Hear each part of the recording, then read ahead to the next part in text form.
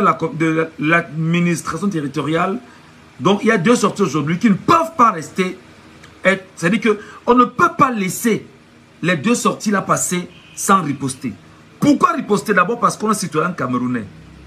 Pourquoi riposter? Parce qu'il faut justement servir au régime en place en tant que citoyen une proportion de pensée qui soit loyale, logique et adaptée à une situation ou à l'actualité. Et surtout, il faut éduquer les masses camerounaises autant qu'on peut le faire afin que ces masses comprennent ce dans quoi on est investi. Mes chers compatriotes, je vais commencer par lire la correspondance du ministre de la Communication. Merci beaucoup Laure, bonsoir et bienvenue ma grande. Communiqué du gouvernement, c'est-à-dire que le 4 mars 2025, le porte-parole du gouvernement a réagi. Le porte-parole du gouvernement, en la personne de René Emmanuel Sadi, a réagi parce qu'en réalité, un membre du gouvernement serait enfariné ou a été enfariné, bien sûr, en Belgique. Nous allons lire et nous allons décrypter exactement chaque phrase de ce document du ministre de la Communication et dire aux Camerounais pourquoi est-ce que le narratif actuel sort maintenant et quels sont les enjeux d'une sortie comme celle que vient de faire René Emmanuel Sadi. Et par la suite, nous allons analyser les propos calamiteux, je dis encore calamiteux, de Paul Atangandji qui ont été évoqués aujourd'hui dans son ministère vis-à-vis bien sûr des politiciens camerounais et vis-à-vis de Maurice Kamto et du mouvement pour la renaissance du Cameroun, qu'on ne peut pas laisser passer comme ça. D'ailleurs, je voudrais ici, maintenant, inviter, et je le pense, je le dis citoyennement parlant, le chargé de la communication du mouvement pour la renaissance du Cameroun, M. Joseph Emmanuel Ateba. Moi, je pense que si vous êtes chargé de la communication du MRC et que vous avez pour mission de permettre à ce parti politique qui est extrêmement important aux yeux des Camerounais, d'être au fait de l'actualité et d'avoir une veille permanente sur les déclarations du régime en place, et que vous laissez dormir cette information aujourd'hui, Monsieur Joseph, c'est quoi? Joseph René Ateba, Joseph Emmanuel Ateba, excusez-moi de vous dire les choses ouvertement et sur la place publique. Monsieur, je pourrais me permettre de dire qu'il y a un sérieux problème en matière de communication dans ce parti politique qui est aujourd'hui un parti politique extrêmement important, puissant pour le peuple camerounais. Vous ne pouvez pas, pendant qu'on est en train de faire une veille permanente sur les déclarations du gouvernement camerounais, il y a une sortie qui est faite depuis ce matin. Il est 18h15 au Cameroun. Il n'y a pas encore eu une réaction du parti politique de MRC et il n'y a pas encore eu une réaction exactement du chargé de la communication. Comme quoi il faut forcément attendre que Maurice Kamto sorte et que Maurice Kamto fasse exactement la déclaration que beaucoup même des militants sont incapables de prendre et de partager. J'espère qu'en le disant, effectivement, ce n'est pas une attaque. Parce qu'il faut faire très attention. On est dans une période extrêmement sensible où chaque élément, chaque fait, chaque information doit être... C'est-à-dire qu'on doit mâcher chaque information et vous ne devez rien laisser passer. Rien ne doit être... C'est-à-dire qu'on ne peut pas passer une journée, on ne doit pas laisser passer une journée sans analyser le fait majeur de la journée, porté par un parti politique, afin de préparer les Camerounais de l'enjeu de ce que demain, de ce qu'on veut pour demain. Donc, j'interpelle ici et maintenant tous les militants du MRC. Vous êtes présents là sur ce live. La première des choses à faire, c'est d'interpeller votre chargé de communication. Et de lui dire qu'on n'est pas là pour s'amuser. Et de lui dire qu'on n'est pas là pour jouer. Et de lui dire que les Camerounais ne sont pas là parce qu'on a besoin de ses beaux yeux. Et de lui dire qu'une information comme celle qui est passée aujourd'hui ne doit pas, à 18h17, qu'il n'y ait pas eu une réaction de la communication du MRC. Pour moi, c'est une faute grave, c'est une faute tellement grave qu'on ne doit pas attendre que Maurice Kamto réagisse, cher monsieur. Une fois, je l'ai dit, j'appelle également le secrétariat général pour dire, mais c'est incroyable. Atanganji attaque précisément le MRC aujourd'hui. Et des mots sont évoqués dans un communiqué. Alors là, sur deux faits majeurs de la journée, vous laissez dormir, c'est-à-dire que le cerveau humain étant de nature à être, c'est-à-dire qu'on peut le corrompre facilement par une fausse information, il risquera d'être difficile pour vous, demain, de changer ce qui a été dit à la veille. On ne peut pas être dans une situation comme celle dans laquelle nous traversons aujourd'hui, et vous vous dormez sur vos lauriers, vous regardez des gens comme si on était là pour s'amuser, ou on est là pour le plaisir, ou lorsqu'on parle, c'est juste parce qu'on se fait voir. Non, c'est pas ici. On n'est pas en spectacle, on ne se donne pas en spectacle ici. Ici, on est là parce que réellement, on a un travail fondamental, on a une trajectoire, on a une ligne, on a un objectif, on a une volonté qui se veut patriotique, citoyenne et surtout nationaliste quelque part. Donc, il faut appeler M. Joseph Emmanuel Ateba. J'espère que tu as compris ce que je te dis. Ce n'est pas la première fois que je t'interpelle dans mes lives. Parce que j'estime que la communication, de mon humble point de vue, oui, on va me dire, ben, tu aurais dû dire ça IB. Mais je ne sais pas combien de fois j'ai dit ça IB à des gens IB, envoyer des messages à des gens IB. Mais dites à ce monsieur que la communication est moribonde, dormante et ne nous permet pas d'avancer. Dites-le lui. Si c'est le président qui le laisse là-bas, mais trouvez le moyen de donner des responsabilités à son adjoint pour qu'on puisse avancer bonnement. On ne peut pas être en état de guerre. On ne peut pas être dans une situation où, en ce moment, nous sommes en train d'appeler effectivement les gens à être plus que jamais éveillés. Vous laissez passer non seulement de la manipulation, des informations erronées, vous ne prenez pas le temps de les corriger avant que le soleil ne tombe. Et même si l'information est tombée au courant de la journée, tard dans la nuit, vous ne devriez pas dormir. Parce que c'est la veille, cher monsieur. On a 7 mois d'une élection. 7 mois d'une élection. 7 mois. Et des gens dorment sur leur laurier. Vous croyez qu'on va venir vous réveiller? Mais quelle est même l'organisation que vous avez mis en place pour qu'on puisse travailler qualitativement, quantitativement, objectivement, avec un impact réel? Je commence par là. Vous n'avez pas vu comment ça se passe aux États-Unis? C'est-à-dire que tout le shadow cabinet de la communication du parti politique de Trump, d'accord, on dirait qu'on n'a pas les mêmes moyens. Mais qu'est-ce qui vous empêche d'avoir ces moyens?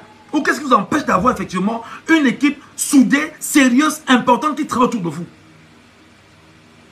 C'est quoi le problème? Comment est-ce qu'on peut dormir avec une information manipulée de la journée alors que vous êtes là pour censé éveiller rapidement et dire faites attention à la manipulation et au faux. Il y a eu 3 informations majeures aujourd'hui. 3 informations majeures aujourd'hui avec lesquelles on manipule les Camerounais. Qui est là pour pouvoir dire aux Camerounais ce qu'on est en train de vous dire est faux venant de votre parti politique? Donc c'est nous les sympathisants qui vont le faire? C'est pas possible. Des gens vous disent qu'il y a des antennes au Cameroun où il y a des villages au Cameroun où le MRC n'est pas représenté. Et des gens vont être représentés là-bas. D'accord, on va dire que ça c'est notre problème. Mais des gens veulent être informés et avoir la bonne information du parti politique le plus crédible au Cameroun. Vous dormez, monsieur Ateba. C'est quelle connerie ça? Mais remettez-vous à jour rapidement, monsieur. On n'est pas là pour jouer. On n'est pas venu ici pour s'amuser. Si vous sentez que vous êtes incapable, mettez-vous de côté, on donne le boulot à quelqu'un d'autre et qu'il le fasse. C'est quoi cette communication moribonde? C'est hier que j'apprenais qu'il y a eu une rencontre entre le président et le président Moïse Kamto et les médecins. Et on a une communication d'un parti politique. Ça sert à quoi? Oui, on m'a me dit, ben non, il ne fallait pas parler comme ça sur la place publique. Mais à un moment donné, il faut vous dire des choses comme ça sur la place publique. C'est pas normal. Chaque action, monsieur, doit être commentée. Commentée puissamment. Et il doit y avoir de l'impact sur chaque action. Même, c'est-à-dire que Maurice, quand il se lève, il déjà chez lui, tu l'as filmé ça, mon frère. Tu ne sais pas ça? On est dans une stratégie de communication d'impact pour impacter le maximum de Camerounais et leur rappeler qu'il y a une trajectoire à suivre pour l'avenir du Cameroun. Vous dormez sur vos lauriers. On vous a remis toute une série de communication sur la main. Ce n'est pas la série de communication pour vous, monsieur. C'est la série de communication d'un parti politique national, cher monsieur. C'est pas pour vous. Vous faites des choses entre vous, des combines. Nous, on est ici. Nous, on veut être informés, on va avoir l'information. On n'a pas l'information. On fait la magie pour avoir l'information. Les Camerounais veulent être informés. Ils font quoi pour t'informer? Vous avez Facebook gratuitement, TikTok gratuitement, YouTube gratuitement, Instagram gratuitement, Twitter gratuitement. Mais bon Dieu, vous voulez quoi d'autre en réalité? Vous voulez quoi d'autre en réalité? On vous dit que la guerre d'abord c'est une guerre de communication, premièrement. C'est une guerre d'idéologie. Deuxièmement, mon cher ami, si les gens sont convaincus par l'idéologie et convaincus par des actions comme sur le terrain et qui sont encadrés par une communication tout azimut, bien pensée, bien centrée, bien orientée, objective, avec un impact, des gens se sentiront rassurés. Exemple, aujourd'hui, Sadi a pondu un communiqué. Vous attendez que Maurice Kamto vienne répondre à Sadi. C'est très grave. C'est très grave. Même si on me dira que ben non, il y a une communication en interne là. Puis non. Mon cher ami, il doit avoir une équipe qui fasse la veille permanente. C'est comme ça. Deuxième information. Atangandi est sorti aujourd'hui. Attaquer techniquement le MRC. Il est 18h24. On n'a pas encore entendu le MRC se prononcer. C'est très grave. Troisième information, sur la page Facebook de l'ECAM, il vient de pondre une fausse information là-bas sur la question justement de la conservation des droits des personnes. Mais pour justifier le fait qu'ils ne veulent pas publier la liste sur l'article 80. Mais je dis, mais on est même dans quel pays avec on bosse avec qui finalement? On bosse avec les qui finalement? Non, mais il faut que je vous parle comme ça. Heureusement que je ne suis pas dans le parti. Je ne suis qu'à l'extérieur du parti. Je ne suis qu'un sympathisant. Et je regarde le parti de l'extérieur. Et je dis, mais nous, on a nos intérêts idéologiques pour un avenir meilleur pour le Cameroun. Et on a l'impression qu'il y a des gens en interne qui ne veulent pas bosser. Ou bien qui s'amusent, ou bien qui sont donc sur le laurier. On n'est pas là pour dormir, mon ami. Voilà que votre président national a demandé récemment 6 milliards et plus. Quelle est la communication stratégique, tactique, objective sur le terrain pour pouvoir avoir les 6 milliards? Au moins même pour justifier que c'est du politiquement correct. C'est quoi ça? Il y a eu des masterclass récemment que je voyais sur Facebook en passant. Si on me demande aujourd'hui, Michel Ngachou, les masterclass ça parlait de quoi? Je ne saurais pas parler, je ne pourrais même pas vous dire exactement de quoi le contenu de ces masterclass. Pourquoi? Parce qu'il y a un problème de communication. Problème de rendu, problème d'information, monsieur. Tu ne peux pas t'appeler Joseph Emmanuel Ateba, tu portes la communication d'un parti politique national. Tu t'amuses avec ça comme ça, mon cher ami? Non. Il y a eu la rencontre entre Maurice Kamto récemment avec les artistes là. Nous, on a seulement vu des gens comme ça, on dit, mais il y a eu quoi? Qu'est-ce qui s'est passé? Non, il a rencontré les artistes. Si tu nous demandes... Qu'est-ce qu'il a dit en interne? Qu'est-ce qu'il a restitué? Quel était l'élément phare, l'élément de chaleur? On sera incapable parce que tu ne nous informes pas. Tu ne communiques pas. C'est même qui ça même?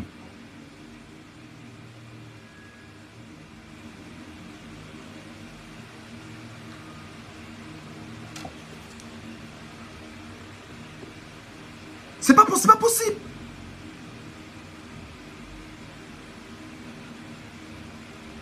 Un homme a donné de sa vie. Un homme donne de sa vie. Des gens ont donné de leur vie. Des gens sont en train de faire des sacrifices depuis, je sais que depuis 2012. D'autres sont en prison. On est incapable d'informer un parti politique national.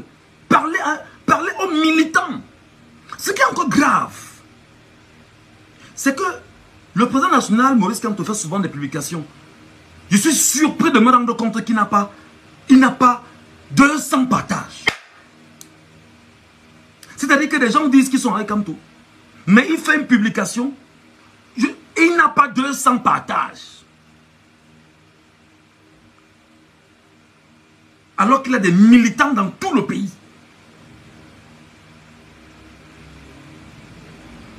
C'est quel genre de communication ça? On est en 2025.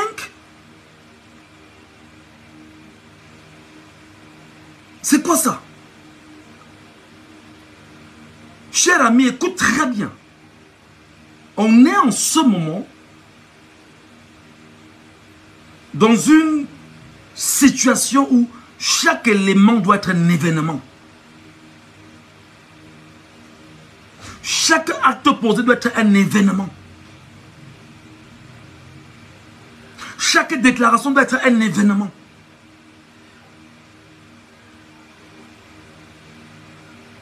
On ne peut pas continuer à te laisser dormir comme tu le fais. Je t'ai interpellé au moins 10 fois sur l'année écoulée.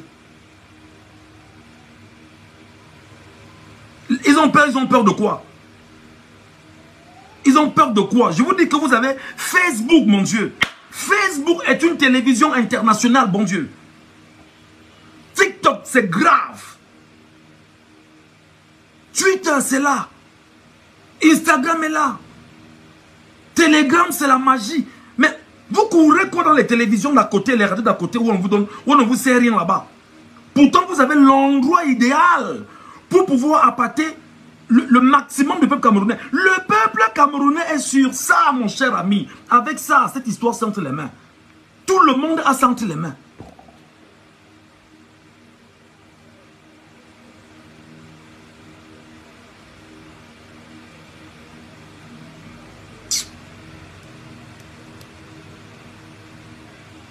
On comprend qu'on est en tyrannie. Mais on est en tyrannie et vous ne faites rien. Il y a des ouvertures, vous ne les exploitez pas. L'adversaire a l'argent. L'adversaire a l'armée. L'adversaire a les médias. L'adversaire a ses communicants. L'adversaire a la diplomatie. L'adversaire a toutes les radios, toutes les télévisions, toutes les postes écrits du Cameroun. L'adversaire a les Rifoé, les Abama, les consorts qui vont communiquer pour eux. Et qui vous attaquent même sur votre terrain. Communiquer, c'est... Mais attendez. Vous jouez à la communication. On vous dit que lorsqu'on vote le budget d'une entreprise, en fin d'année pour l'année qui va suivre, le budget com est le budget le plus important, mon cher ami.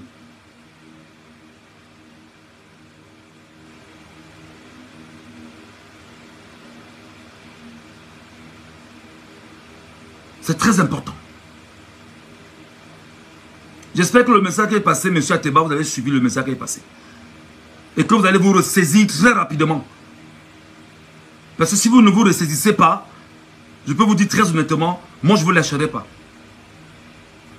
Moi, je ne vous lâcherai pas.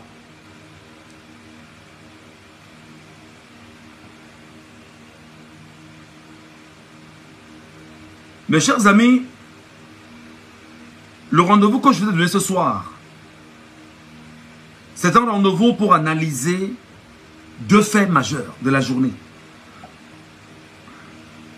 Le premier fait majeur de la journée, c'est la déclaration rendue publique par le ministre de la communication René Emmanuel Sadi. Sadi René, comme on l'appelle.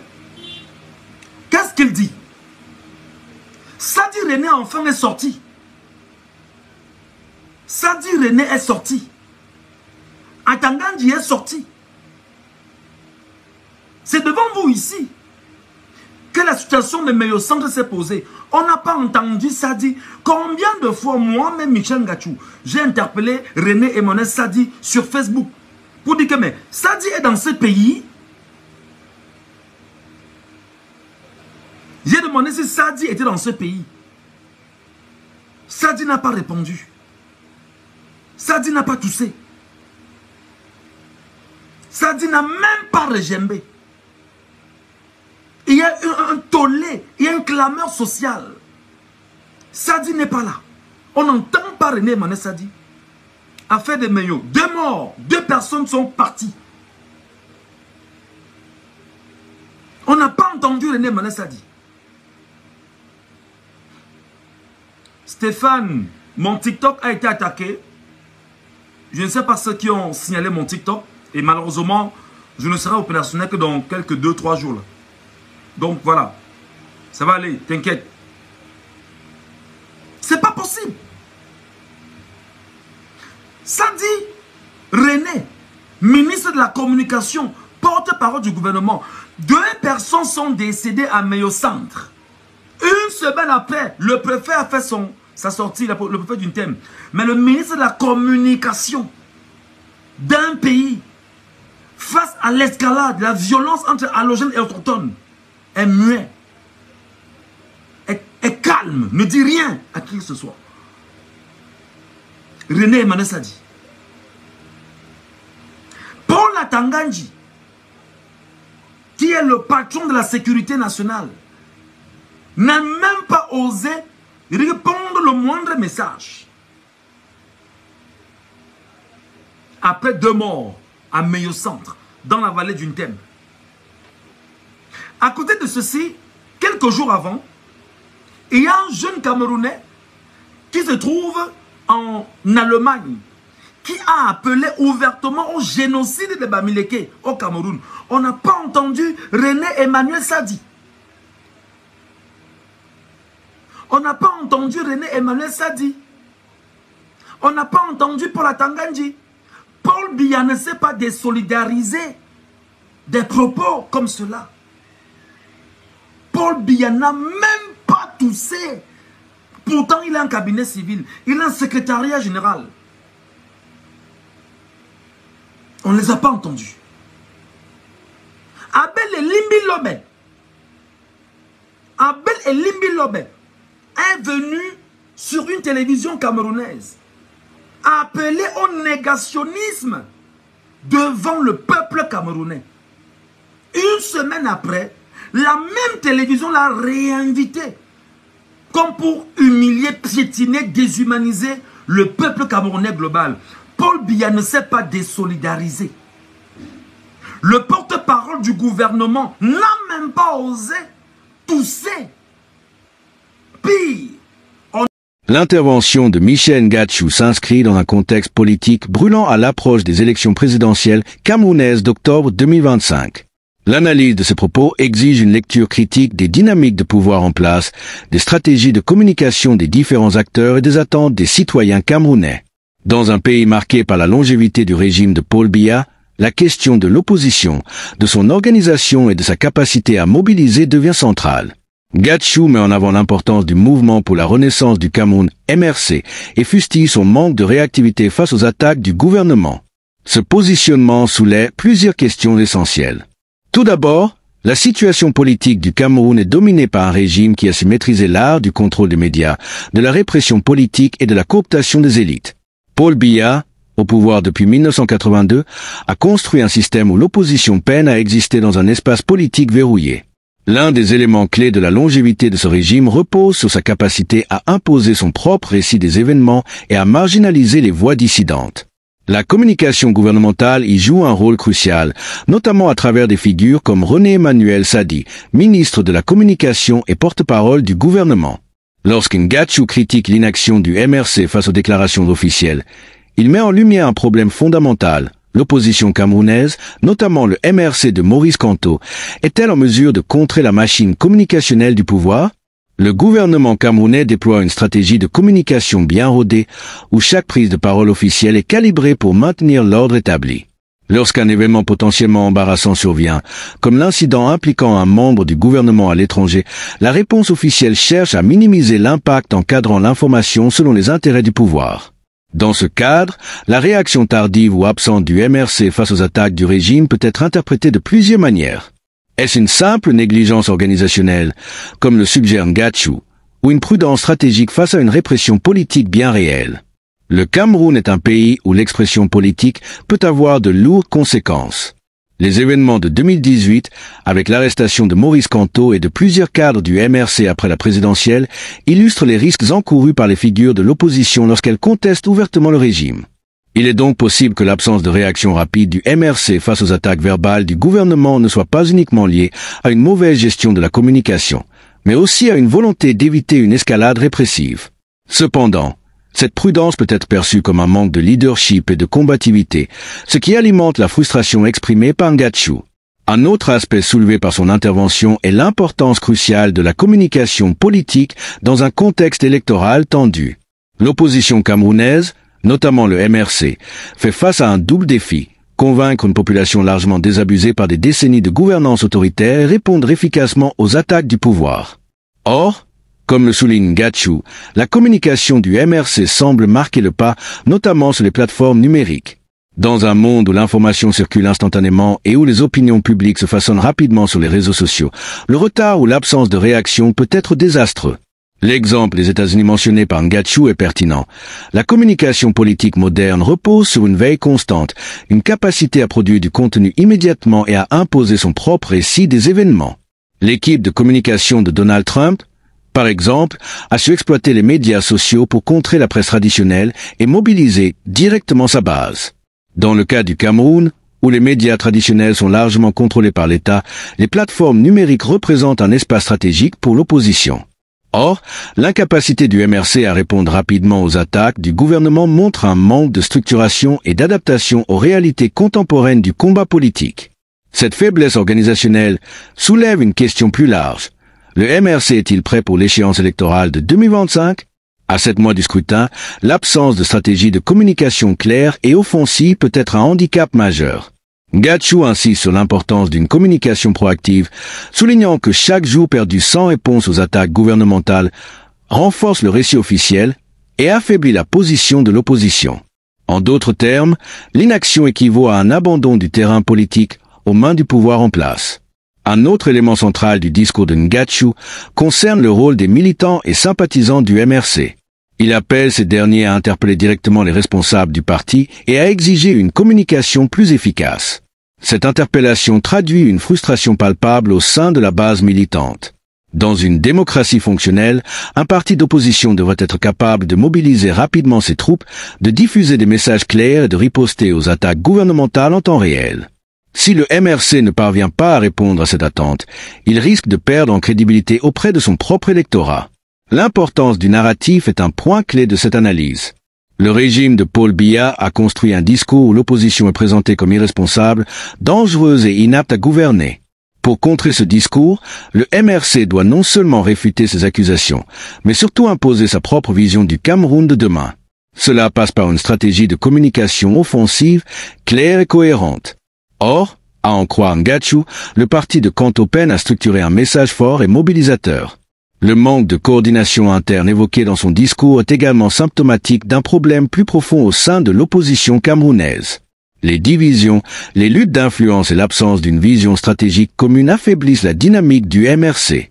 Dans un contexte où chaque action du gouvernement est calculée pour maintenir le statu quo, l'opposition ne peut se permettre d'improviser ou de réagir avec retard aux événements.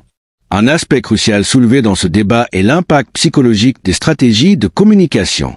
Lorsque le pouvoir diffuse une information erronée ou manipulée et que l'opposition ne réagit pas immédiatement, cette information s'ancre dans l'opinion publique. Plus le temps passe, plus il devient difficile de déconstruire ce récit. C'est une arme redoutable dans les mains d'un régime qui maîtrise parfaitement les rouages de la propagande. Dans ce contexte, la critique de Ngachou prend tout son sens. Il ne s'agit pas seulement de pointer du doigt des lacunes organisationnelles, mais de souligner un enjeu fondamental. Sans une communication rapide, efficace et omniprésente, le MRC risque de perdre la bataille médiatique avant même d'entrer dans la bataille électorale. L'intervention de Michel Ngachou s'inscrit dans un contexte politique tendu au Cameroun, où la question de la communication politique et de la réactivité face aux événements d'actualité devient un enjeu majeur. Il soulève avec insistance l'importance de la communication stratégique pour un parti politique d'opposition, en l'occurrence le MRC de Maurice Kamto, qu'il accuse de manquer de réactivité face aux attaques du gouvernement et à la manipulation de l'information. Son discours met en exergue un certain nombre de problématiques qui méritent une analyse approfondie. Tout d'abord, il est essentiel de comprendre que dans un contexte électoral comme celui du Cameroun, la communication est un outil fondamental pour structurer un discours politique, mobiliser l'électorat et contrer les narratifs de l'adversaire. Michel Ngachou insiste sur le fait que le gouvernement, à travers des figures comme René-Emmanuel Sadi et Paul Atanga Nji, utilise les médias et la communication institutionnelle pour imposer son narratif et affaiblir l'opposition. Dans ce cadre, il juge inacceptable que le MRC, en tant que principal parti d'opposition, ne réagisse pas immédiatement aux déclarations du pouvoir. Il estime que laisser passer une journée sans réponse permet à la propagande gouvernementale de s'installer durablement dans l'esprit des Camerounais, rendant plus difficile un redressement de la perception publique ultérieurement. Cette analyse met en lumière un problème central dans les stratégies des partis politiques d'opposition en Afrique. La capacité à structurer une contre-narration efficace face au pouvoir en place, souvent doté de ressources considérables en matière de communication. Dans le cas du Cameroun, où le contrôle des médias traditionnels est largement entre les mains du gouvernement, les réseaux sociaux apparaissent comme un espace de contestation et de mobilisation essentiel. Michel Ngachou critique le fait que le MRC ne tire pas pleinement parti de ces plateformes numériques pour contrer les discours officiels et proposer une alternative crédible et engageante. Il reproche à Joseph Emmanuel Ateba, chargé de communication du MRC, de ne pas exploiter ces outils modernes de manière proactive et de ne pas réagir avec la rapidité et l'impact nécessaires face aux attaques du régime. Un autre élément central du discours de Michel Ngachou est la nécessité pour l'opposition de développer une stratégie de veille permanente sur les déclarations et les actes du gouvernement. Il rappelle que dans des démocraties plus avancées, comme aux États-Unis, les partis politiques disposent de véritables cellules de communication capables de réagir immédiatement à toute déclaration publique susceptible d'affecter leur image ou leur programme politique. Il cite l'exemple du Parti républicain sous Donald Trump, où chaque action de l'adversaire est immédiatement analysée et retournée contre lui dans les médias. L'absence d'une telle dynamique au sein du MRC lui apparaît comme une faiblesse stratégique majeure qui pourrait être préjudiciable à l'approche des élections d'octobre 2025. L'intervention de Ngachou s'inscrit également dans une critique plus large de la gestion interne du MRC. Il laisse entendre que certaines figures du parti manquent de dynamisme et de sérieux dans l'exercice de leurs responsabilités, ce qui freine l'efficacité de l'opposition. Il insiste sur le fait que le MRC ne peut pas se contenter d'attendre les déclarations officielles de Maurice Kamto pour exister médiatiquement. Il estime que les militants et les cadres du parti doivent être autonomes dans leur capacité à analyser, réagir et diffuser l'information pour renforcer l'impact du parti sur la scène politique. Cette critique soulève une question fondamentale sur le rôle des leaders d'opposition dans un régime autoritaire ou semi-autoritaire. Maurice Kamto, bien que très influent, adopte une posture souvent prudente, ce qui peut être interprété comme une stratégie de protection face à la répression du régime, mais qui peut aussi donner l'image d'un manque de réactivité. Ngachou met en évidence une contradiction. D'un côté, Kamto est perçu comme la figure centrale de l'opposition, mais de l'autre, son parti semble souffrir d'un déficit de communication autonome, ce qui affaiblit son impact global. Un autre aspect clé du discours de Michel Ngachou concerne la manipulation de l'information et la guerre médiatique. Il insiste sur le fait que le gouvernement utilise la désinformation pour contrôler l'opinion publique et affaiblir l'opposition. Selon lui, la passivité du MRC face à ces attaques est une erreur stratégique, car dans une guerre d'information, celui qui impose son narratif en premier a souvent l'avantage. Il dénonce une absence de contre-attaque systématique face aux fausses informations propagées par le régime et il critique l'inaction des cadres du parti qui, selon lui, devraient être en alerte permanente pour répondre aux manipulations gouvernementales. Ce point est crucial car il met en évidence un problème fondamental des mouvements d'opposition dans de nombreux pays africains, l'absence d'une structure de communication bien organisée et réactive. Dans un contexte où le pouvoir en place contrôle une grande partie des canaux médiatiques, l'opposition doit développer des stratégies alternatives pour atteindre la population. Les réseaux sociaux offrent une opportunité unique de contourner les médias traditionnels, mais encore faut-il savoir les exploiter de manière efficace. Michel Ngachou exprime également une frustration face à l'absence de clarté et de transparence dans la communication interne du MRC. Il évoque le manque de restitution des rencontres et des initiatives du parti, ce qui, selon lui, empêche les militants et sympathisants de s'approprier le projet politique du MRC. Il considère que chaque action du parti devrait être largement relayée et expliquée pour mobiliser davantage les Camerounais. Il y a ici un enjeu fondamental de mobilisation. Un parti politique ne peut pas seulement compter sur son leader charismatique pour exister, il doit aussi structurer un discours clair et engageant qui permette à chaque militant et sympathisant de se sentir impliqué. L'une des critiques majeures de Ngatsou est que le MRC, malgré son importance, ne parvient pas à maintenir une dynamique d'engagement constant parmi ses partisans, ce qui, à long terme, peut affaiblir son impact politique. Enfin, l'intervention de Michel Ngatsou pose la question de la préparation électorale du MRC à 7 mois du scrutin présidentiel. Il insiste sur le fait que chaque jour compte et que l'inaction face aux attaques du pouvoir pourrait s'avérer fatale. Il critique le manque de préparation visible du parti et appelle à une réorganisation urgente pour renforcer son efficacité sur le terrain. Cette analyse met en lumière les défis majeurs auxquels le MRC est confronté. D'un côté, il fait face à un régime qui maîtrise parfaitement l'appareil médiatique et les stratégies de manipulation de l'opinion. De l'autre, il doit structurer une communication efficace et mobiliser ses sympathisants pour espérer peser dans le débat politique. L'absence de réactivité face aux attaques du gouvernement, le manque d'organisation interne et l'incapacité à imposer un narratif alternatif sont autant de faiblesses que Michel Ngatsou met en exergue avec virulence.